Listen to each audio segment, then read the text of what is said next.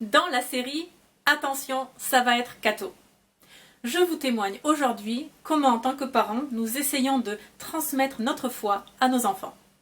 Nous avons deux petits garçons, 2 ans et demi, 3 ans et demi. Ce que je vous livre maintenant, c'est juste notre simple témoignage, aussi petit soit-il. Première chose, nous avons des livres, comme je pense vous tous, les livres avec Noé, la crèche, Moïse, donc des bibles illustrées. Les nôtres sont sur le principe, on en a 3 comme ça, de cherche et trouve. C'est en polonais. En bas, les petits animaux, ce qu'il faut, enfin, les petits objets, il faut les trouver sur l'image. Un petit bout de texte. Très simple. Je ne connais pas les références françaises, nous les importons de Pologne. C'est ma famille qui nous les offre régulièrement pour les garçons. Alors, ce qu'il y a de drôle avec ces livres, non seulement c'est l'histoire du soir, mais ce sont des livres qui sont rangés dans la chambre des enfants sur leur petite étagère. Alors que dans le salon, nous avons tous les livres, toutes les histoires laïques. Bon. Les petits cochons, enfin, etc. Bon. Et en fait, les garçons n'ont pas le droit, j'ai interdit, on ne lit pas la Bible en journée. Comme tout interdit, vous savez ce que c'est en tant que parent, tout ce qui est interdit, oh, on a vraiment envie de le faire. Donc, les fois par exemple où je suis à la maison et je n'entends rien, j'entends le silence. En tant que parent, nous savons que c'est suspect, c'est douteux, qu'est-ce qui se passe?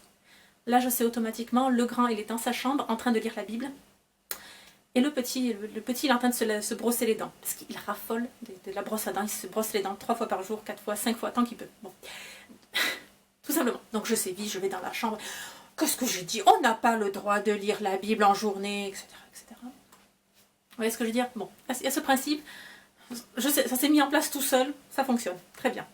Donc ensuite, après la petite histoire du soir, on fait la prière en famille. On est à genoux. Qu'on se le dise tout de suite, c'est le cirque total, ça saute sur le canapé, ça danse, ça tire la langue, c'est le cirque total. Mais soit, on s'y plie quand même. Et après la prière du soir, en fait, il y a le petit chocolat. D'où est-ce que ça vient? Il y a 20-25 ans, quand j'étais petite, il y avait les calendriers de l'Avent pour Noël. Ils existent encore, bien entendu. Et dans notre famille, on faisait la prière du soir et ensuite on avait ce petit chocolat avant de se coucher. J'ai tout simplement reproduit ce qu'il y avait dans ma famille. Sauf que nos enfants, nous faisons ça, mais ne sont pas toujours très sages. Et quand ils ne sont pas sages, ils sont privés de chocolat. Ce qui fait qu'en fait, nos enfants, le calendrier de l'Avent, commençait le 1er décembre, a duré jusqu'au mois de février. Et en fait, il s'avérait par le hasard de la famille, les cadeaux, qu'on en a eu un deuxième. Donc on a enchaîné de février jusqu'à Pâques, tout simplement. Et à Pâques, les enfants ont reçu des œufs en chocolat, des poules, des lapins, etc. Et nous, on ne voulait pas qu'ils mangent tout en une journée. Donc, inconsciemment, on a posé le chocolat sur l'étagère où il y a le chocolat, et donc il y a le chocolat du soir pour la prière. Et les garçons ont tout de suite associé ça. C'est le chocolat de la prière du soir. Donc tous les soirs, après la prière, c'est assez motivant. Ils sont beaucoup plus pieux. À ce moment-là, c'est Amen, on fait Amen, Amen, Amen, et chocolat. Voilà, le Amen est lié au chocolat. Bon. Ok. Et troisième chose que nous faisons, parce que nous allons à l'église, bon, ça reste, la messe est assez difficile, bruyante, longue pour les enfants, comme tous les parents.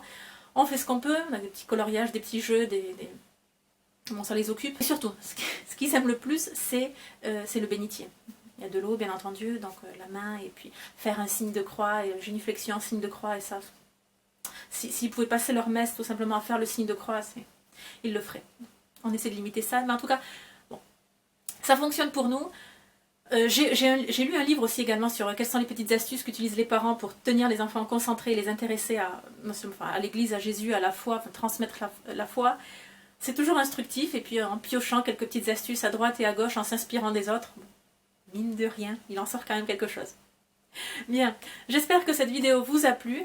C'est un témoignage qu'on m'avait demandé à titre personnel, donc j'ai répondu à plusieurs d'entre vous par mail, et tout simplement je me suis dit, peut-être que ça profitera à d'autres parents dans cette situation-là. Bien, nous on a encore les chocolats de Pâques, donc pour vous dire, je tourne cette vidéo au mois d'août, c'est encore les chocolats de Pâques, ça marche très bien, c'est des tout petits morceaux de chocolat le soir. Rassurez-vous, ils se lavent les dents après. J'espère que cette vidéo vous a plu. Abonnez-vous à la chaîne YouTube pour être sûr de ne rien manquer des prochaines publications. On se retrouve prochainement et n'oubliez pas, la bienséance fait la différence.